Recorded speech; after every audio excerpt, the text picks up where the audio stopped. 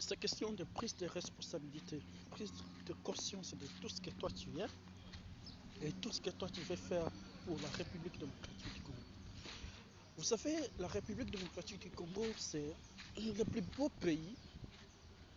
Je, je ne saurais jamais à quel point je peux remercier Dieu pour ce grand privilège de, de me faire honnête à la République démocratique du Congo. Je me suis réveillé dans ce pays extrêmement riche, mais enclavé bien évidemment par rapport à d'autres pays, alors qu'il y a des matières qui conditionnent le développement de l'industrialisation d'autres pays, qui sont des matières provenant de la République démocratique du Congo.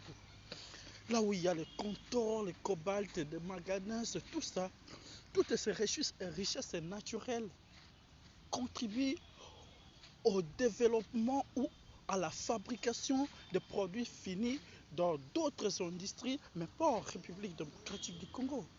Bon, avec l'essor ou avec le développement ou avec la prise de conscience de l'élite politique congolaise, c'est là où on peut peut-être espérer au développement ou à l'assemblage de pièces comme de bus fabriqués récemment en République démocratique du Congo, l'assemblage de pièces qui sont fabriquées ailleurs. Bien sûr que ça commence par là et puis on aboutira à l'industrialisation complète. Oui, il peut y arriver que nous soyons butés par des accords sur l'environnement que, que les pays du Nord ont conclu avec le pays du Sud. Oui, l'environnement, oui, on peut se développer sans toucher aux énergies sales. La République démocratique du Congo peut le faire.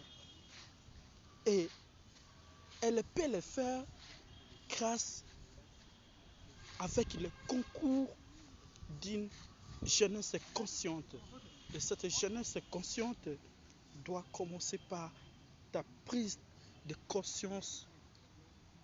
Et cette prise de conscience, c'est vraiment très important. Très important pour le pays et très important pour la jeunesse ou pour les générations futures. Parce que il n'y a rien de plus beau au monde que savoir sa progéniture, ses descendants, que vous avez construit quelque chose. Vous serez forcément un ascendant d'une descendance.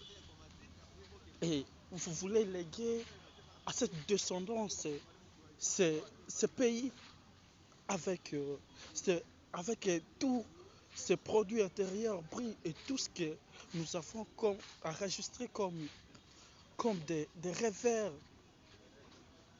Ce n'est pas normal. Nous devons penser au développement de notre pays.